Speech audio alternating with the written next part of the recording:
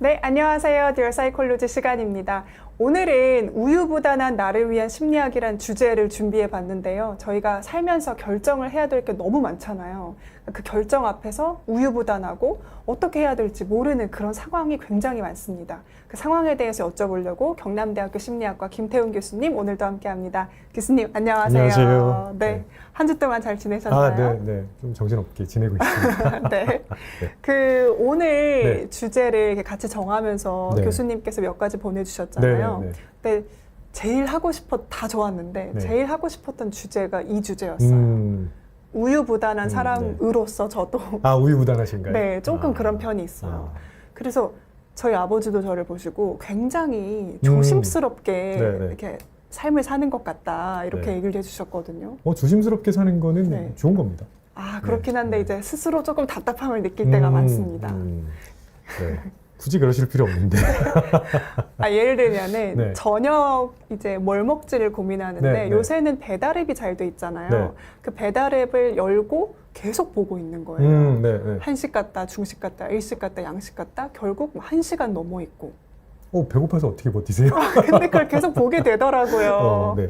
그런 일 되게 많죠. 그러니까 뭔가를 고르려고 들어갔는데 선택지가 너무 많아서 네. 도대체 뭘 골라야 될지 그거 고민하느라고 네. 시간 엄청 보내고 그런 일들이 많이 있는데요. 이거는 대표적인 결정 회피를 유발하는 그런 상황입니다. 그러니까 사람들은 선택지가 너무 많아지면 오히려 선택을 안 해요.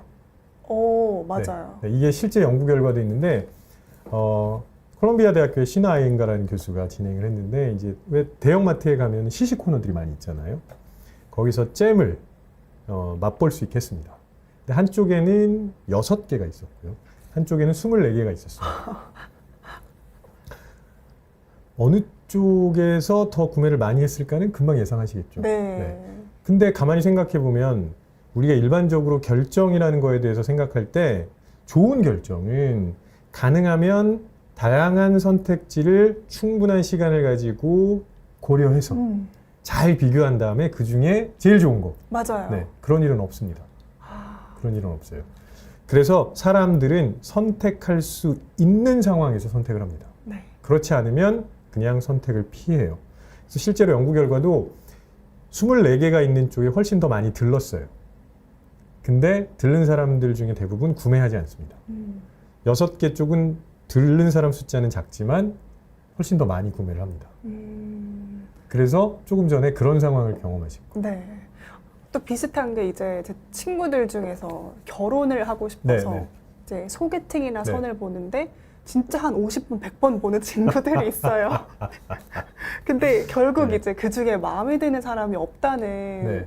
이런 것도 비슷한 얘기겠네요. 네, 그게 사실 인생에서 가장 중요하고 어려운 결정일 수 있잖아요. 네. 배우자를 만나는 거니까. 근데 그래서 그거는요, 심리학에서뿐만 아니라 굉장히 다양한 분야에서 연구를 했어요. 심지어는 수학자들도 소개팅과 선을 연구했나요? 결혼 상대를 고르는 방법을 수학적으로 설명하기도 합니다. 몇 번째에 나타나는 네, 맞아요. 배우자, 네. 사람이 배우자감이다. 그걸 아예 수치로 너무 신기한데요? 그러니까 수학자들이 제시한 방법은 폐기 처분 전략이라는 게 있어요. 네. 그게 뭐냐면 예를 들어서 결혼할 사람들을 이제 만나는데 10명을 만난다고 가정을 해보겠습니다. 그러면 일단 앞에 만난 사람들은 무조건 선택을 하지 않아요. 네. 그 다음에 일정 명수가 지난 다음에 그 다음부터 괜찮은 사람이 나오면 고르라는 거예요. 네. 그게 폐기 처분 전략입니다. 그래서 제시한 게 37%. 네? 37명이요? 네. 그러니까 100명 중에 네. 37명. 그러면 100명을 만난다고 치면 37명을 만날 때까지는 선택을 하면 안 됩니다. 그 다음에 38번째부터 내가 앞에 만났던 사람들과 비교해 봤을 때 더 나으면 무조건 선택해라. 이게 폐기 처분 전략이에요. 네. 전혀 사람의 마음을 고려하지 않은 수학적인 방법입니다. 그러네. 저도 갸웃갸웃하긴 했는데. 네, 이거는 수학적으로 네. 확률을 높이는 방법이고요. 네. 여기에서 사람의 마음을 고려하지 않았다는 게 뭐냐면, 자, 37명을 그냥 폐기 처분할 수는 없어요, 사람들은. 그렇죠. 계속 생각나거든요. 네. 오, 그때 그 사람. 괜찮았는데 이러면서. 네, 그러신 적은 없으시죠? 아니. 그런 생각들을 계속 할 수밖에 없고요. 그게 사람들이 결정을 잘 못하게 되는 또 다른 아주 중요한 원인 중에 하나입니다. 바로 후회에 대한 두려움. 네. 그게 또 저희가 결정을 망설이게 하는 중요한 네, 맞아요. 요인 중에 네. 하나죠. 네. 그래서 우리가 결정하기 힘든 이유를 뭐 간단하게만 몇 개 말씀드리면 첫 번째가 이제 선택지가 너무 많다는 거. 네. 그러면 인지적으로 과부하를 가져오기 때문에 선택을 안 합니다. 두 번째는 실수나 후회에 대한 두려움이에요. 내가 혹시나 혹은 더 좋은 옵션이 있으면 어떻게 하지? 이런 두려움이 있습니다. 그 다음에 이거는 성향의 문제이긴 한데 완벽주의 성향을 가진 분들 결정 못합니다. 네. 그리고 그런 거랑 상관없이 일반적으로는 사람들이 불확실한 혹은 예측이 어려운 상황에 놓일수록 힘들어합니다. 선택을 못하고. 네. 네, 크게 뭐 요 정도 이야기를 할 수 있을 것 같아요. 그러면 그 중에서 저희가 소위 결정장애라고 네네. 하는 경우 있잖아요. 네. 그냥 우스갯소리로 네. 아, 너 결정장애야 뭐 이렇게 얘기하는 그런 분들은 또 어떻게 설명할 수 있나요? 이게 그러니까 인지 과부하랑 후회가 결합하는 거예요. 제 개인적인 사례를 하나 말씀드리겠습니다. 네. 제가 이제 해외 학회를 가야 될 일이 가끔씩 있거든요. 근데 학회는 혼자 가야 되잖아요. 그렇게 되면 이제 육아의 부담을 다 아내한테 넘기고 가야 됩니다. 불편하죠. 네, 마음이 불편하죠. 네, 마음이 너무 불편해서 항상 물어봅니다. 뭐 사다 줄까? 이렇게. 저도 살아남아야 되니까. 그렇게 해서 물어보는데 한 번은 립스틱을 하나 사오라고 하더라고요. 그래서 립스틱 알았어. 잘 알고 있거든요. 그래서 무슨 색깔 사올까? 그랬더니 빨간색 하나 사와 이랬어요. 빨간색 립스틱 머릿속에 금방 떠올랐거든요. 네. 그래서 면세점에 가서 빨간색 립스틱 사려고 왔는데요 했더니 직원이 빨간색 립스틱을 15개도 넘게 보여주시는 거예요. 어떤 상황인지 알 것 같아요. 그래서 제가 당황해가지고 잠시만 이게 다 빨간색인가요? 네, 이게 다 빨간색입니다. 이렇게. 그래서 그렇구나 하고 잠깐 보는 척하고 나왔어요. 어떡해요? 결국 못 샀어요. 못 사셨어요? 왜냐하면 그 중에 뭘 사도 제가 혼날 것 같은 거예요. 왜 이렇게 올드한 색을 그러니까. 샀냐? 네. 뭐 혹은 왜 이렇게 핑크색이 많이 섞였냐? 뭐 이런 얘기 나올 수 있죠. 네, 빨간색은 왜 이렇게 많은 건지 잘 모르겠습니다. 그러니까 이게 선택지가 너무 많으면 우리가 선택을 할 때마다 혹시나 후회하면 어떻게 할까라는 걱정을 하게 되죠. 이 두 개가 결합하면 진짜 결정을 못 합니다. 그러니까 인지 과부하랑 후회라는 네, 감정이 섞였을 때 저희가 결정을 하기 어려워하는 상황이 생긴다. 네, 그냥 무조건 어렵습니다. 무조건. 그때는. 그때는 네, 무조건 네. 어렵다. 만약에 그 직원이 네. 굉장히 노련한, 그러니까 판매를 굉장히 잘하는 직원이었다면 여성분들이 들어왔을 때는 대부분 그런 것들에 대한 지식이 해박해요. 그러니까 그렇게 보여드려도 돼요. 맞아요. 네. 근데 남성분들이 들어오셨을 때는 그렇게 보여드리면 안 돼요. 오히려 최근에 가장 잘 나가는 빨간색만 보여드리겠습니다 하고 서너 개를 보여드리는 거죠. 아니면 이거 전지현이 쓴 거예요. 그렇게 해도 이렇게 됩니다. 얘기를 네, 하면 네, 또 네, 네. 그죠. 네. 그래서 만약에 이걸 왜 사왔어? 아니 이게 전지현 씨가 쓰는 거래. 당신이 그렇게 보이는 줄 알았어. 이렇게. 그런 전략을 썼어야 됐는데. 그렇게 했었어야 됩니다. 네. 근데 너무 많이 보여주셔서 선택을 포기하게 되는 그런 일이 생기는데요. 그러면 결국 그럼 여성들은 왜 괜찮은 거냐? 네. 이거는 메타인지랑 연결이 됩니다. 메타인지가 단순히 아는 것과 모르는 걸 구별하는 정도로만 생각하시면 안 되고요. 메타인지가 잘 작동을 하려면 내가 가지고 있는 지식의 양도 잘 파악을 해야 되고 현재 내가 지금 어떤 결정을 하고 있는지에 대한 모니터링도 해야 됩니다. 그러면 여성분들은 빨간색 립스틱에 대한 지식의 양이 충분히 많아요. 그래서 그 직원이 그렇게 많이 보여드려도 문제가 없는 겁니다. 근데 남성들은 별로 없어요, 그런 지식이. 그래서 그렇게 하면 안 되는 거죠. 알겠습니다. 그러니까 일단은 무조건 결정을 하기 어려운 상황은 존재한다는 네. 건데요. 네. 보통은 그래도 저희가 한 뭐 서너 개, 네. 4-5개, 2개 정도의 선택지가 네. 있잖아요. 네. 그러면 그때 뭘 선택할지 모르겠어요 라고 하면 주변에서 많이들 네 마음이 가는 대로 해봐 네. 라는 네. 조언을 해주시거나 아니면 혹은 이제 뭐 머리를 따라가라 뭐 이런 얘기를 많이 하시거든요. 다 의미 없는 얘기죠. 아, 의미가 없나요? 네, 네. 마음을 어떻게 따라갑니까? 그 이제 약간 내 감정, 네. 네. 조금 더 내가 선호하는 방향. 그거는 맞아요. 그러니까 사실 네 마음이 가는 대로 해, 머리가 시키는 대로 해, 이거는 네가 알아서 해라는 표현이에요. 아, 무책임한 말이다. 네, 굉장히 무책임한 표현이죠. 사람들은 그 결정의 순간 절대 서로 하면 안 되는 말이 네, 그냥 알아서 해, 네. 아무거나 이런 말은 서로 하면 안 됩니다. 서로를 불편하게 해요. 오히려 선택을 잘 할 수 있게 도와줘야 돼요. 조건들을 걸어주는 게 좋습니다. 예를 들면 내가 지금 어제 좀 술을 마셨어. 저녁을 뭘 먹으면 좋을까? 이렇게 물어보면 조건을 걸어줬기 때문에 사람들이 제안하기가 훨씬 쉬워집니다. 근데 어제 좀 느끼한 걸 먹었어. 혹은 점심 때 고기를 먹었어. 이렇게 조건을 걸어주는 게 선택을 더 쉽게 하게 만들어주는, 도와주는 방법이에요. 그냥 아무거나 해가 최악입니다. 알아서 해가 최악이에요. 네. 근데 소위 자율성 혹은 자립감을 키워주겠다는 명목으로 부모님들이 아이들한테 네가 알아서 해봐라고 하시는 경우가 되게 많아요. 이거는 아이들의 결정을 더 못하게 만드는 방법입니다. 그래서 항상 아이들한테 말씀하실 때 이런 상황에서 뭘 생각해 봐야 될 것 같아라고 먼저 던져주셔야 돼요. 그러면 아이들이 그 고민을 하잖아요. 네. 그러면 이제 조건이 설정된 다음에 그러면 여기서 어떤 결정을 하면 좋을까? 이렇게 가셔야 된다는 얘기죠. 근데 꽤 많은 분들이 자립감을 키워주겠다고 네. 알아서 해봐. 못합니다. 알겠습니다. 자, 그래서 이제 그 말은 안 좋다는 거고요. 그 다음에 말씀하신 감정을 들여다봐야 되느냐? 이거는 굉장히 중요합니다. 아, 여기서는 중요한 네, 포인트가 감정을 반드시 잘 들여다봐야 돼요. 거는 뭐 아니, 마음대로 해는 그게 아, 감정이 그 아니에요, 사실은. 마음대로 해가 안 되는 네, 거고 네. 정말 그 감정은 한번 우리 그 판단에 있어서 생각해볼 요인이다. 그렇습니다. 네. 예전에는 이성적으로 결정하는 게 좋다고 얘기를 많이 했어요. 네. 그게 이제 꽤 오랫동안 그런 그 방향이라고 해야 될까요? 그런 기조라고 해야 될까요? 그게 유지돼 왔었는데 심리학에서 1990년대쯤부터 감정이 결정에 얼마나 중요한지에 대해서 이야기하기 시작합니다. 그리고 지금은 결정할 때 감정의 영향, 그걸 제대로 모르면 우리는 인간의 결정을 설명할 수 없다고 얘기합니다. 그래서 감정이 주요 플레이어로 들어온 거예요.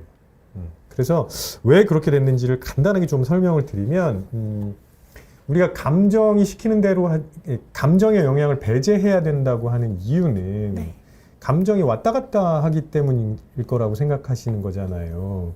그런데 그러면 감정을 아예 빼보겠습니다. 결정을 할 때 감정을 아예 드러내놓고 논리적으로만 접근하면 할 수 있을까? 이 실험을 해본 사람이 있어요. 안토니오 다마지오라고 굉장히 유명한 신경과학자인데요. 이 사람이 소위 감정 없는 뇌 실험을 했죠. 그래서 전두엽이 손상된 사람한테 결정을 시켜본 거예요. 그랬더니 논리적인 접근은 어느 정도 합니다. 근데 최종 단계에서 결정을 못 해요. 왜 그럴까요? 왜냐면은 다 좋으니까 이성적으로 생각을 했을 때는 네. 여기도 이유가 있고 저기도 이유가 있으니까. 네네네. 네. 맞나요? 네. 그러니까 선택지가 여러 개가 있을 때 확연하게 이거는 좋고 이거는 나쁘고 이렇게 구별되는 것보다는 이것도 다 나름 의미가 있을 것 같은데라고 생각하시는 경우가 많잖아요. 그럼 최종 결정에 이르기 위해서는 내가 A를 선택했을 때 결과적으로 내가 어떤 생각을 하게 될까? 다른 말로 바꾸면 어떤 감정을 경험하게 될까를 알고 있어야 돼요. 내가 이렇게 했을 때 조금 불쾌할 수 있다거나 네. 이렇게 했을 때 조금 더 내가 편안하다거나. 그렇죠. 조금 더 상세하게 들어가면 이렇게 했을 때 나는 괜찮을지 모르겠지만 주변 사람들이 불편할 수 있다거나 이런 것도 다 감정이거든요. 혹은 반대가 될 수도 있고요. 그런 것들을 잘 모르면 결정 잘 못합니다. 네.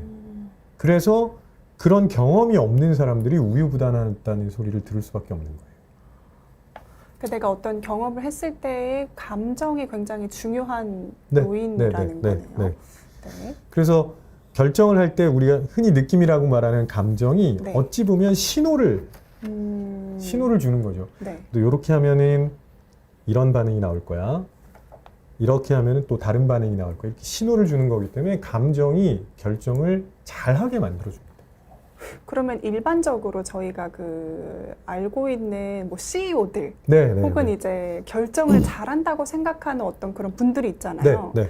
그럼 그런 분들의 특징이라고 하면은 자기 자신이 뭘 좋아하는지 잘 안다라고 해석하면 되는 걸까요? 네, 그렇죠. 근데 그러려면 어떻게 해야 될까요? 경험이 많아야 맞아요. 된다. 네. 아. 그러니까 내가 뭘 좋아하는지 안다는 건 내가 뭘 많이 해봤다는 거예요. 아. 누군가가 와가지고 야 이거 되게 좋다 하면 오 그런가 하지만 실제 해보기 전까지는 그 감정을 잘 몰라요. 그래서 여러 번 해보고 그 과정에서 시행착오를 자꾸 경험하면서 아 이때는 내가 진짜 좋았고 이때는 좋은 것 같았지만 사실은 뭔가 허점들이 있었고 이렇게 경험을 많이 쌓아가는 게 되게 중요한 거죠. 네. 되게 의외인 게 왜냐면 그 드라마에 나오면은 뭐 이렇게 실장님으로 나오시는 분들 실장님. 있잖아요. 실장님. 아니면 뭐 이제 본부장님. 네, 본부장님. 으로 나오는 네. 분들이 보통 그 MBTI의 ST 유형으로 많이 나오거든요. 아 ST? 네, 그러니까 좀 그러니까 감각, 센싱이랑 네네, 센싱이랑 네. 띵킹 네. 쪽인, 그러니까 뭐 NF 이쪽 말고 좀 감정적인 이런 것보다 좀 더 이렇게 감정이 메마르고 뭐 이런 분들로 많이 나와서 오히려 감정이 그렇게 뭔가 그런 결정의 큰 요인이라고 생각을 못했던 것 같아요. 그러니까 MBTI가 성격이라고 생각하셔서 그런 거예요. 아 그래도 그 감정형하고 사고형 그런 거는 없나요? 그러니까 뭐 사실 심리학자들은 성격 검사할 때 헥사코 같은 걸 쓰거든요. 그리고 심리학 전공자들은 성격을 설명할 때 유형으로 설명하지 않고 어떤 성격 요인을 어느 정도 가지고 있느냐로 보통 설명하기 때문에 유형으로 나누기 시작하면 이게 조금 배가 산으로 갈 수 있어요. 아 그렇구나.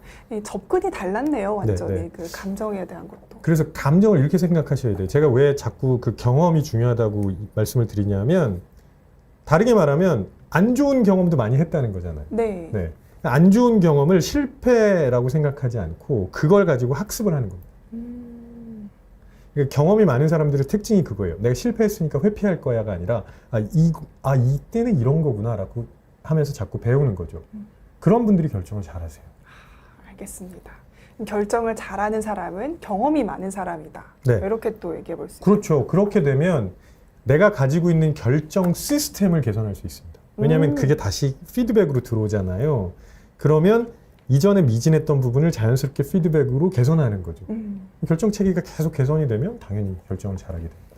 알겠습니다. 그러면 이제 내가 혹시 경험이 조금 네. 적다고 해도 네. 인지적으로 결정을 잘할 수 있게 도와주는 방법이 있을 거 아니에요. 그렇죠. 없나요? 있죠. 네. 있죠. 그 교수님이 만들어주신 스코어 네. 프로젝트처럼 네네네. 뭔가 이게 결정을 잘할 수 있게 하는 그런 띵킹 플랜 같은 네, 게 네, 있지 네. 않을까 해서 여쭤봤습니다. 사실 굉장히 많은데요. 굉장히 많다. 뭐 이렇게 설명을 드리면 좋을 것 같아요. 일단 저희가 처음에 시작하면서 말씀드렸던 게 선택지가 너무 많으면 안 된다 그랬잖아요. 네. 근데 선택지를 줄여야 된다. 요거는 뭐 금방 직관적으로 받아들이실 거예요. 네. 근데 결정을 하는 이유를 한번 근본적으로 들여다보셨으면 좋겠어요. 무슨 얘기냐면 내가 뭔가 결정을 한다, 판단을 한다. 그건 그 이유 중에 하나는 무언가를 하기 위한 계획을 세우기 위해서라는 겁니다. 그러면 출발 지점이 있고요. 항상 목표 지점이 있습니다. 내가 뭔가 결정을 하는데 여기서 끝! 이런 경우는 별로 없어요. 그러니까 우리가 결정이 행동의 시작이라고 생각하셔야 돼요. 그냥 생각의 끝이 아니라. 네. 그러면 현재 상태가 그러니까 지금 현재 출발지가 현재 상태고요. 그다음에 도착지가 목표 상태가 됩니다. 요거를 빨리 인식하시는 게 되게 중요해요. 그 차이가 어느 정도 되느냐, 그걸 인식하시면 그 전체 공간이 문제 공간으로 구성됩니다. 이게 지금 용어가 좀 어려우실 수 있는데 제가 말씀드리고 싶은 건 뭐냐면 지금 여기에서 어디를 가야 되는지를 보고 그 공간을 채워가는 게 계획이라는 거거든요. 네. 예를 들어서 만약에 그 PD님한테 다음 주 금요일까지 시장 분석 보고서 가져와라 누군가가 그랬습니다. 네. 그럼 보고서 쓰시려면 뭐가 필요해요? 일단 자료 조사부터 네, 해야 네. 되고요. 그다음에 뭐 기획안이나 뭐 이런 형식도 필요하고요. 네. 그게 현재 상태를 파악하는 겁니다. 내가 무엇이 필요한지. 네. 그러면 자료 조사를 해야 된다면 내가 지금 가지고 있는 자료, 음. 그 다음에 구할 수 있는 자료, 그 다음에 아니면은 리서치를 해야 하는 자료, 이런 것들을 파악해야 되죠. 그 다음에 기존의 보고서가 있었는지, 기존의 보고서가 있다면 그거랑 비교해서 이야기를 해야 될 거고요. 전혀 새로운 거라면 아예 처음부터 템플릿 없이 만들어야 되는 거니까 현재 상태가 다른 거죠. 그런 것들을 파악해야 목표 상태까지 어떻게 가야 하는지를 떠올릴 수 있게 되고, 그래야 그 공간을 채워나갈 수 있게 되는 거죠. 그게 계획입니다. 네. 계획을 이렇게 멋있게 정의해 주시는데 아니 저는 그 들으면서 생각난 네. 게 그러면 논문 쓰는 계획은 어떻게 세우지? 아, 하는 생각이 갑자기 들었어요. 논문 쓰는 건 이제 저는 교수님은 쉬우시겠죠? 아니, 쉽진 않습니다. 아 그래요? 교수들도 제일 싫어하는 것 중에 하나가 논문 쓰는 거예요. 쉽진 않지만 네. 그 계획은 여러 번 세워봤죠. 네. 네. 그래서 뭐부터 해야 되고 단계별로 어떻게 가야 되는지가 이제 익숙해진 거죠. 네. 그렇지만 처음에 석사과정 들어오거나 이런 학생들은 그 경험이 없으니까 계획을 세우기가 어렵습니다. 맞아요. 그래서 석사과정 학생들한테 흔히 해주는 얘기가 뭐냐면 석사 학위 받고 뭐 할지는 지금부터 고민 금지. 일단 논문부터 써. 네, 이거예요? 다음 주 논문 발표 어떻게 해야 될지부터 고민해. 하나씩이네요. 이것도 그럼요. 쪼개서 네, 네, 한번 생각을 해야 된다. 논문을 쓰려고 하는데 선행 연구를 읽지 않고 논문을 쓸 수 없어요. 그러면 선행 연구를 읽는 것부터 해야 됩니다. 그러니까 계획을 조금 이렇게 나눠서 세워야 된다는 얘기예요. 그리고 내일 걱정은 내일 해야 돼요. 내일 걱정도 아니라 2년 후의 걱정을 지금 하고 있으면 그게 되냐는 거죠. 그렇죠. 네. 그래서 아, 죄송합니다. 아닙니다. 아니, 저도 이제 그 석사 학위 논문 쓰면서 매일 고통받고 있는 친구가 있어서 네. 그래서 한번 여쭤봤습니다. 네네네. 최대한 계획은 세분화하는 게 좋습니다. 그러니까 진짜 결정 잘한다고 알려진 분들 일정표 같은 거 보잖아요. 혹은 메모 같은 거 보잖아요. 그러면 정말 단계별로 다 세분화해서 맞아요. 결정합니다. 네. 네. 그러니까 일단은 그 결정을 잘 하기 위해서 첫 번째로 계획을 잘 해야 된다 네, 맞습니다. 얘기해 주셨는데 잘 짠 계획이란 게 그냥 이렇게 결정해야지가 끝이 아니라 네, 목표 지점까지 네. 어떻게 해나갈 것인지를 자잘하게 맞아요. 내려야 된다. 네. 알겠습니다. 네, 네. 네. 그 다음에는 이제 그 결정을 내리는 데 있어서 네. 저희가 선택지가 많으면 또 못한다고 맞아요. 얘기해 주셨잖아요. 네. 선택지가 많으면 안 돼요. 근데 그 선택지를 다 놓치고 싶지 않을 수도 있잖아요. 그게 요즘 진짜 힘든 거예요. 네. 그러니까 예전보다 결정이 어려워진 이유 중에 하나가 예전에는 우리 앞에 놓인 선택지가 그렇게 많지 않았습니다. 근데 요즘은 옵션이 너무 많아졌어요. 그래서 오히려 더 힘든 거거든요. 아까 말씀하셨던 것처럼 배달앱에 들어갔는데 도대체 뭘 골라야 될지 모르겠다. 이것도 선택지가 너무 많아진 영향 중에 하나거든요. 그래서 자영업자들이 이런 고민도 많이 말씀하세요. 좀 그 판매율을 좀 높이려고 가격 비교 사이트에 등록했는데 네. 오히려 판매율이 저하된 이런 일들이 많이 생깁니다. 고민이 많이 되시겠네요. 네. 이게 그 브라이스의 역설이에요. 네. 브라이스의 역설 알고 계신 분들도 많을 텐데 이게 어디서 나온 거냐면 길이 막히면 보통은 길을 넓히면 훨씬 더 흐름이 원활해질 거라고 생각합니다. 그래서 막히는 길을 넓혔더니 더 막혀요. 그건 왜 그럴까요? 저기 길이 넓어졌어 하고 딱 긁고 거기로 있는 거예요. 가시는군요. 네네. 이걸 브라이스의 역설이라고 하는데 이런 일이 선택에서도 생긴다는 거죠. 선택지를 늘려서 자꾸 선택을 어렵게 만드는 그런 경향이 있기 때문에 우리가 최대한 선택지를 늘리지 않게 만들어야 되는데요. 그거를 어떻게 하라는 거야? 하실 수 있어요. 그래서 저는 토너먼트 방식을 좋아합니다. 토너먼트 방식. 네. 뭔가 전문가 용어 나왔습니다. 일단 예를 들어서 제 앞에 놓인 선택지가 한 30개 있다고 해보겠습니다. 이 30개를 쫙 펼쳐놓고 한꺼번에 비교해서 최종적으로 제일 괜찮은 걸 선택한다는 건 불가능입니다. 아예. 네. 그러면 그냥 비슷해 보이는 것끼리 묶으세요. 그게 뭐 4개가 됐든 6개가 됐든 묶고 그러면 이제 몇 개의 그룹으로 나뉘잖아요. 그걸 토너먼트를 붙이는 거예요. 그러면 A조에서 우승한 애가 토너먼트에 올라가고 B조에서 우승한 애가 토너먼트에 올라가고 이런 식으로 올라가죠. 그러면 거기서 조금 줄고 해서 최종적으로 선택할 수 있게 됩니다. 이게 이제 저희가 많이 하는 그 뭐 이상형 월드컵 네, 막 네, 이런 그렇습니다. 게임이잖아요. 네, 근데 결국 이 월드컵 토너먼트 게임도 올라가다 보면 마지막 둘에서 못 고르거든요. 그러면 그때부터는 내가 이 A를 선택했다가 후회하면 어떡하지? 네. 걱정되고 네. B가 조금 더 괜찮아 보이는데 네. 나중에 잘못 후회하면 어떡할까? 맞아요. 이 고민을 정말 많이 해요. 이건 그쵸. 어떻게 해결해야 돼요, 교수님? 후회 때문에 결정 못 하겠다고 말씀하시는 분들 진짜 많고요. 네. 내가 이렇게 선택을 했다가 혹시 잘못되면 어떻게 하지? 불안해하시는 분들도 되게 많습니다. 그래서 결정을 계속 미루는 거죠. 그쵸, 네. 계속 네, 미룹니다. 네, 네. 그러면 반대로 제가 질문을 해보겠습니다. 지금까지 살면서 결정한 거에 대해서 단 한 번도 후회하지 않은 분 계신가요? 그거는 좀 없지 않을까요? 저는 없다고 생각합니다. 네. 그러면 후회는 반드시 따라오는 거라고 생각하는 거죠. 네. 후회가 피할 수 없다고 생각하셔야 됩니다. 마음을 다스리라는 건가요? 아니요. 저는 그런 식으로 말씀드리질 않습니다. 네. 자, 그러면 후회가 피할 수 없다고 가정을 하고 출발하자는 겁니다. 네. 그 다음에 해야 될 일은 뭐냐? 그럼 내가 어느 지점에서 후회할까를 봐야죠. 그러니까 두 개 중에 하나를 선택해야 되는데 최종적으로 이걸 하면 뭘 후회할 것 같은지 또 이쪽을 선택하면 어떤 포인트에서 후회할 것 같은지를 봐야 돼요. 그거 안 보면 절대 결정 못 해요. 그래서 내가 후회할지도 모르겠다고 생각하는 지점들을 파악하는 게 우선적으로 해야 되는 거고요. 그러면 그 얘기는 뭐냐면 그게 내가 중요하게 생각하고 있다는 겁니다. 그런 것들을 파악하지 않고 결정을 할 수는 없는 거거든요. 그러면 우리가 지금까지 후회만 했느냐 혹은 거기까지 갔느냐 그거 한번 생각해 보셔야 돼요. 후회만 했느냐 네. 거기까지 갔느냐. 네, 네. 그래야 내가 중요하다고 생각하는 건 훨씬 더 상세하게 들여다볼 거잖아요. 네. 그걸 찾지 않으면 이것도 다 봐요. 두 개를 비교한다고 하지만 두 개를 비교해야 되는 포인트는 되게 많거든요. 그 다 보다가 보면 결국은 처음으로 돌아가는 거죠. 과부하에 빠집니다.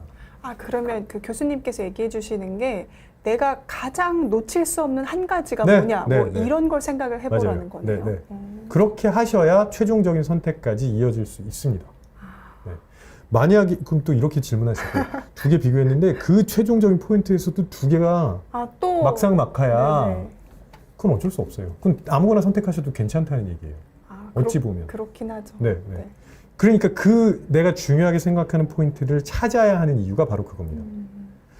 진짜 완전 똑같아요? 그러면 어느 쪽도 괜찮다는 얘기고 어느 쪽을 선택해도 후회한다는 얘기예요. 그건 아무 의미 없는 얘기거든요. 그래서 그렇게 하시는 게 중요하고요. 또 하나, 최종적인 선택 말고 일반적으로 후회를 많이 하시는 분들이 있습니다. 그러면 후회의 크기를 좀 줄이셔야 돼요. 후회의 크기를 네, 줄여라. 네. 네. 그러니까 큰 결정을 한꺼번에 하시잖아요. 네. 그러면 후회도 되게 크게 다가옵니다. 네. 그럼 근데 큰 결정을 해야 될 때도 있잖아요. 근데 큰 결정을 전체를 묶어서 한꺼번에 하시니까 그렇죠. 그래서 결정을 제가 아까 계획을 상세하게 하라는 얘기는 사실 결정을 세분화해서 하라는 얘기랑 똑같거든요. 그러면 한 번에 결정하는 게 아니라 10개로 나눠서 결정을 했어요. 네. 그러면 후회의 양도 10분의 1이 됩니다. 매번. 후회의 양이 줄어들죠. 그러면 훨씬 결정하기 쉬워져요. 뭔가 좀 티 같은 멘트 이렇게는 그게 네. 그렇게 줄여지나요? 후회가? 네. 안 해보셨잖아요. 알겠습니다. 네, 한번 해보세요. 진짜. 알겠습니다. 도전. 네, 네. 해보겠습니다. 네. 저 그 생각했거든요. 이제 집을 요즘 사고 싶어 하시는 분들이 네. 이 집을 살까 뭐 저 집을 할까 고민하시는 때 그 결정 요인들이 너무 많잖아요. 너무 많아요. 네. 그쵸. 이제 아실 테니까. 그러면 그 집을 사야 될 때 내가 생각하는 주요 요인들, 네. 뭐 채광이라든지, 네, 뭐 네. 학군지, 뭐 가격 이런 것들을 쭉 그냥 주고 하나씩 정할 때마다 후회도 줄이라 이런 거네요. 네. 그래서 그건 뭐 몇 가지 방법이 있긴 한데 그냥 간단하게만 말씀드리면 그게 우리가 흔히 말하는 우선순위예요. 우선순위, 네. 네. 그 우선순위 정하고 거기서부터 하나하나씩 제거해 나가 이렇게 하면은 훨씬 쉬워지거든요. 근데 그렇게 잘 안 하세요. 잘 안 하시고 네. 그냥 귀가 팔랑거리기 시작합니다. 그렇죠. 그렇죠. 맞아요. 일단 우선순위를 정해야 귀가 덜 팔랑거려요. 네. 우선순위를 안 정하면 옆에서 들어오는 정보에 휙휙 움직일 수밖에 없습니다. 맞습니다.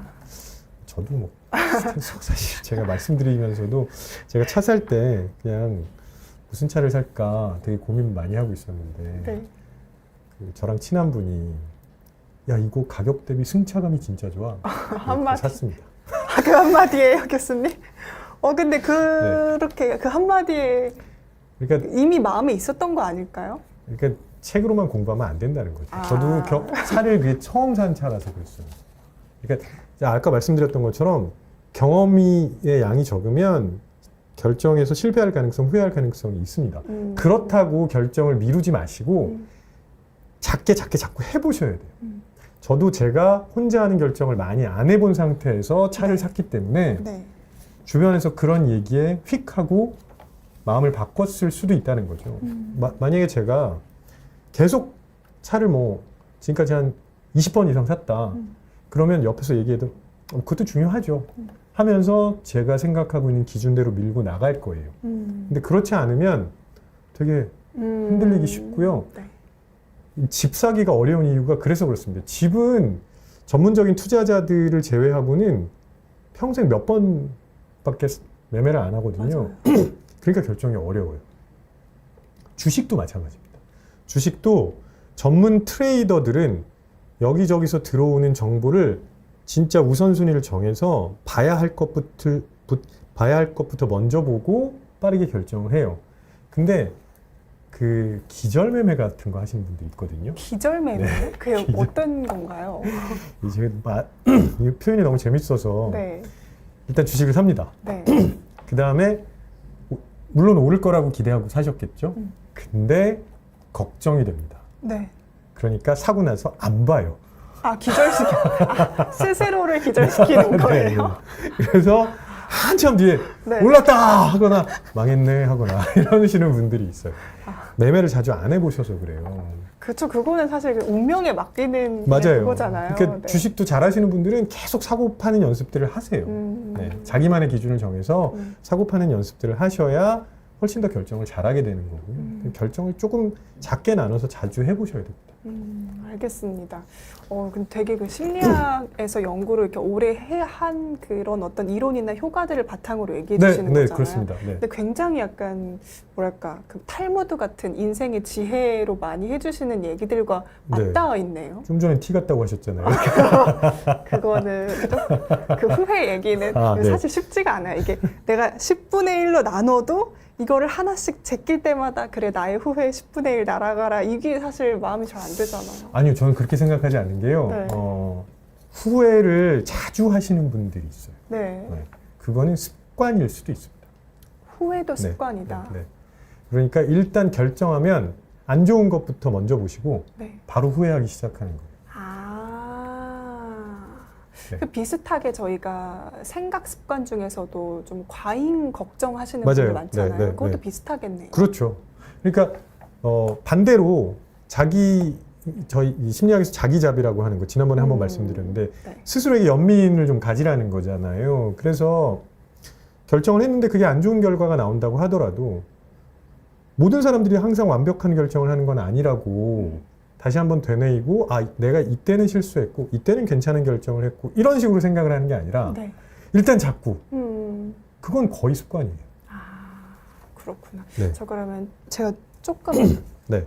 논외긴 한데 하나만 여쭤봐도 네. 될까요? 네. 그 이제 자존감이 조금 낮은 분들 중에 네. 이렇게 좀 과잉 걱정 아니면 꼬리에 꼬리를 무는 생각을 하시는 분들이 많으시잖아요. 반추. 네, 반추 네. 하시는 분들 그런 거는 또 어떻게 좀 개선을 해야 될까요? 자존감이 낮은 분들은요. 그거는 뭐 사실 오늘 주제랑은 상관이 없는데 갑자기 얘기 듣다가 왠지 이렇게 좀 결정을 잘 못하시는 분들은 또 그런 성향이 있을 것 같아서. 네. 그러니까 자존감이 낮은 분들이 후회를 할 가능성이 높다는 거는 맞아요. 네. 그래서 그럼 자존감을 높이면 후회를 안 하냐? 네. 그건 또 아니에요. 이건 또 인지적인 사고 습관은 또 다른 맞아요. 문제다. 네네네. 그러니까 자기 결정에 대해서 의심을 많이 하는 사람은 습관적으로 후회할 수 있습니다. 그러니까 자존감과 후회를 1대1로 연결해서 말씀드리긴 조금 어렵고요. 네. 그래서 제가 보기에는 아까 제가 왜 연민을 말씀드렸냐면 최대한 이런 여러 가지 경우의 수가 있다는 걸 자꾸 받아들였으면 좋겠다는 말씀을 드리는 거예요. 누구나 실수할 수 있다는 생각을 하라는 게 그냥 나온 말은 아니라는 거죠. 네. 네. 알겠습니다. 네. 그래서 이제 과잉 사고 줄이는 방법까지 좀 얘기를 해주셨고요. 그다음에 제일 중요한 게 네. 그러면 저희가 결정을 좀 우유부단하게 하지 않고 네. 딱 할 수 있을 때 할 수 있는 어떤 방법들, 일상적으로 실천할 수 있는 방법들에 대해서도 여쭤보겠습니다. 두 가지 정도 생각을 해봤는데요. 일단 고민을 오래 한다는 얘기는 네. 고민을 해도 되는 상황으로 자기를 계속 밀어넣고 있는 거예요. 네. 죄송합니다. 그러니까 만약에 그런 사람들도 너 이때까지만 할 수 있어라고 누군가가 제약을 딱 걸어버리면 네. 그러고 나면 그때까지 무조건 결정합니다. 아, 똑같네요. 그 창의성에서 얘기해 주신 거랑 네, 비슷하게 제약을 걸어라. 네, 네. 그 선택의 범위에서든 맞아요. 혹은 기간에서든 네. 그래서 너 요 안에서만 결정해야 돼. 그리고 이때까지 해야 돼. 이렇게 자꾸 제한을 걸어야 돼요. 네. 그래야 본인이 거기에서 빠져나올 수 있습니다. 그걸 본인이 혼자 하기 어려우면 옆에서 도와주시면 되고요. 특히 이제 아이들은 그런 것들을 많이 도와주시는 게 좋고 성인은 뭐 본인이 생각할 수 있는 능력이 충분하니까 스스로 자꾸 제한을 걸어서 제약 조건을 설정해서 결정하는 연습을 하시는 게 좋고요. 그 다음에 또 하나는 이건 아까 말씀드렸던 거랑 연결되는 건데 행동 단위를 좀 줄여야 돼요. 그래야 제가 예를 들어서 네. 한 달짜리 프로젝트를 고민하고 있어요. 그러면 이거는 결정을 하고 나면 한 달 동안 쭉 가야 되기 때문에 되게 고민을 오래 할 수밖에 없습니다. 근데 하루짜리는요, 고민하는 시간은 당연히 줄어요.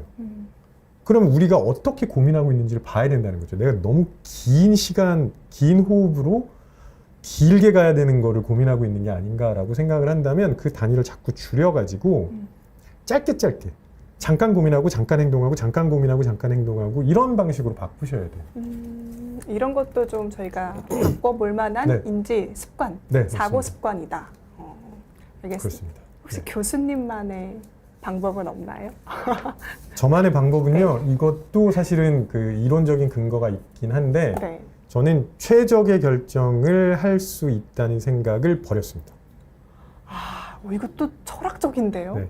그러니까 최적의 결정이라는 건 모든 선택지를 다 고려해서 네. 진짜 여기서 원 오브 더 베스트가 아니라 그냥 디 베스트를 하겠다는 거잖아요. 그럼 사실 불가능해요. 그래서 저는 내가 만족할 만하면 충분하다라고 자꾸 생각하려고 노력합니다. 네. 왜냐하면 예를 들어서 진로를 결정한다고 한번 해볼게요. 정말 중요합니다. 네.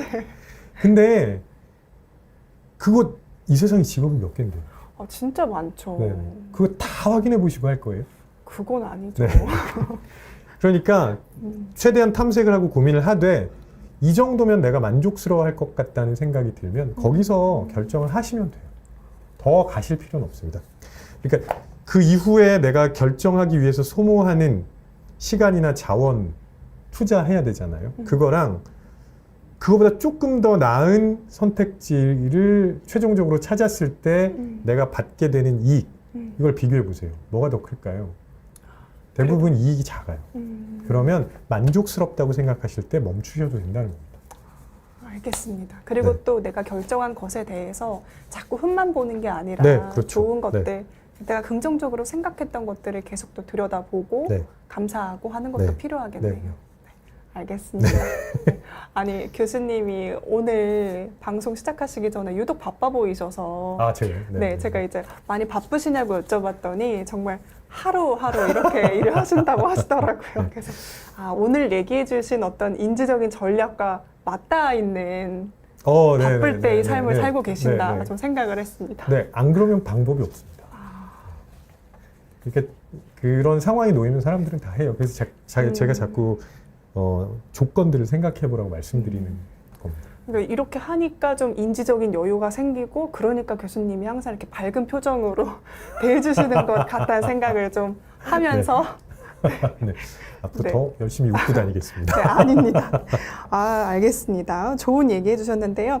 오늘 이제 김태훈 교수님과 진행했던 방송 마지막 날입니다. 네. 뭐 제가 또 모실 수도 있겠지만 네. 일단 당분간은 네. 여름에는 그렇죠. 못 뵈어요. 그래서 혹시 교수님께 궁금한 점들 있으셨다면 혹은 고민이나 이런 것들 남겨주시면 저희가 남은 10분 동안 실시간으로 상담해 드리도록 네. 하겠습니다.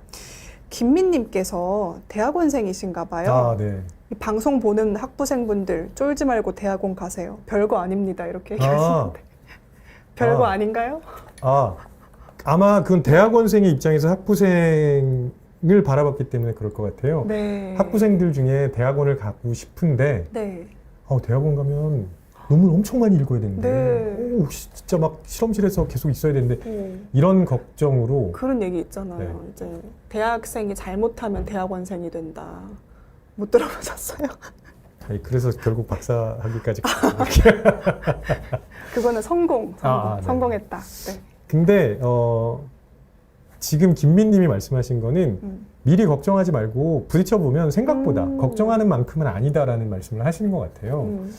그리고 요즘은 전반적으로 이제 우리가 계속 더 배워야 하는 사회로 가고 있어서 대학원 가시는 거 그렇게 주저하실 필요는 없을 것 같아요. 그래요? 네. 알겠습니다. 교수들이 그렇게 나쁜 사람이 아니에요. 알겠습니다. 교수들이 그렇게 나쁜 사람은 아니다. 네. 이렇게 해주셨고요. 오영도님께서 갱년기를 겪으시면서 네. 결정장애가 생겨서 불편할 때가 많다고 얘기를 네, 해주셨어요. 이제 이런 저를 보면서 사람들이 이제 뭘 그렇게 생각하냐, 그냥 결정하라고 하는데 잘 안 된다. 네. 그래서 스스로 좀 완벽주의가 있는 것 같기도 하다 이렇게 얘기를 네. 좀 해주셨어요. 근데 이거는 갱년기는 사실은 호르몬 변화 때문에 오는 거라서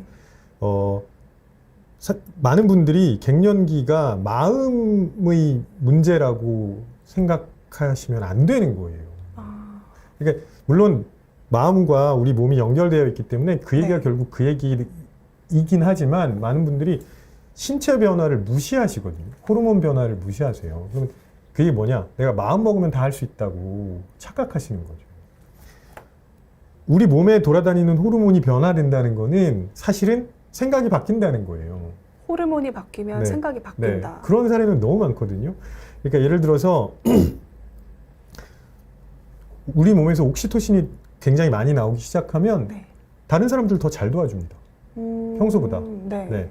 누군가가 도와주는 걸 볼 때 옥시토신 나오거든요. 네. 그럼 내가 그런 상황에 놓이면 그 사람을 따라서 한다고 설명할 수도 있겠지만 내 몸에서 옥시토신이 계속 많이 분비되기 때문에 누군가를 도와줄 가능성이 더 커지는 거예요. 그러니까 호르몬 변화를 무시하시면 안 돼요. 그러면 갱년기는 원래 돌아가던 몸이 아니라 호르몬이 기존과는 다른 방식으로 계속 나오고 있다면 그거 먼저 받아들이셔야 돼요.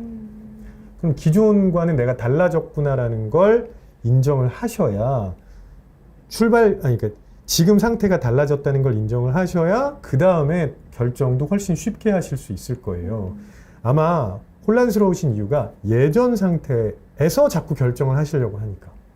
그래서 조금 혼란이 오지 않나 하는 생각이 듭니다. 네. 이게 호르몬을 그냥 무시해서 생각을 하면 안 된다라는 그럼요. 게 네. 호르몬이 마음보다 먼저다. 그게 유기적으로 대부분. 계속 돌아가고 있는 거예요. 네네. 그러니까 비욘디 그 구독자, 애청자분들은 호르몬에 대해서 많이 들으셨을 거잖아요. 네. 그래서 의사 선생님들이 알려주시는 호르몬의 기능을 자세히 듣고 계셨다가 내가 무언가 생각을 할 때 이게 사실은 이렇게 연결되는구나라고 한번 생각해 보시면 갱년기도 훨씬 더 잘 대처하실 수 있을 거라고 생각합니다. 알겠습니다. 교수님, 그럼 혹시 네. 나 조금 행복해지고 싶은데 네. 세로토닌 호르몬이 나오는 방법 이런 건 없나요? 그러니까 그 호르몬은요, 이게 선후 관계가 명확하진 않은데 네. 내가 어떤 생각을 하거나 행동을 하면 그런 호르몬이 나오기도 하고요. 네. 또 음식이랑도 되게 연결이 많이 되고 있고 해서 선후 관계로 말씀드리기는 좀 어렵지만 세로토닌이 많이 나오려면 내가 좋아하는 걸 많이 해야 됩니다. 이거는 행복에서 명확하게 구분되는 건데 일반인들이 잘 모르거나 혹은 착각하시는 거예요. 그러니까 남들이 다 가지고 있는데 나만 못 가지고 있어서 내가 그걸 가지고 있으면 행복해질까? 아니에요. 그거는 원트, 즉 결핍을 채우는 거고요. 네. 내가 좋아하는 거, 그건 라이크고요. 진짜 내가 좋아하는 걸 해야 세로토닌이 나옵니다. 예전에 해주셨던 얘기인데 그때 내가 좋아하는 걸 찾는 것부터가 시작이겠다는 맞아요. 생각을 네, 좀 네. 했었거든요. 네, 네. 여기서도 그게 중요하다. 네, 네, 잘 모르시거든요. 네, 네. 그때 피규어 얘기해 주셨잖아요. 기억나네요. 피규어, 네. 네, 알겠습니다. 그 다음에 권태호님께서요. 네네. 걱정, 불안 때문에 기분 변화가 좀 심해지실 때가 있으시대요. 네, 네. 근데 어떻게 하면 좀 이런 걱정과 불안을 잘 이렇게 잡을 수 관리할 수 있을까요? 네. 라고 질문하셨어요. 일단 의지로 잡으려고 하지 마시고요. 네. 본인에게 스스로 계속 아니야, 괜찮을 거야, 괜찮을 거야 이렇게 되뇌이는 거는 크게 도움이 안 됩니다. 네. 이 걱정이랑 불안은 그 장소에서 빠져나오는 게 가장 좋고요, 항상. 네. 그러면 너무 걱정이 되거나 너무 불안하면은 결정 그때 하지 마시고 잠깐 다른 데로 가세요. 다른 데로 가셔서 다른 생각 하시는 게 좋습니다. 그러고 나면 소위 자기 객관화가 조금 되기 때문에 그러고 나서 다시 보시면 결정이 훨씬 쉬워지실 거고요. 네. 자기 객관화 네. 그런 것도 중요하다 얘기해 주셨고요. 오영도 님이 예전엔 안 그랬는데 하면서 속상하셨을 때가 많았는데 교수님 말씀 듣고 생각 바꿔야겠다고 감사하다고 댓글 남겨주셨습니다.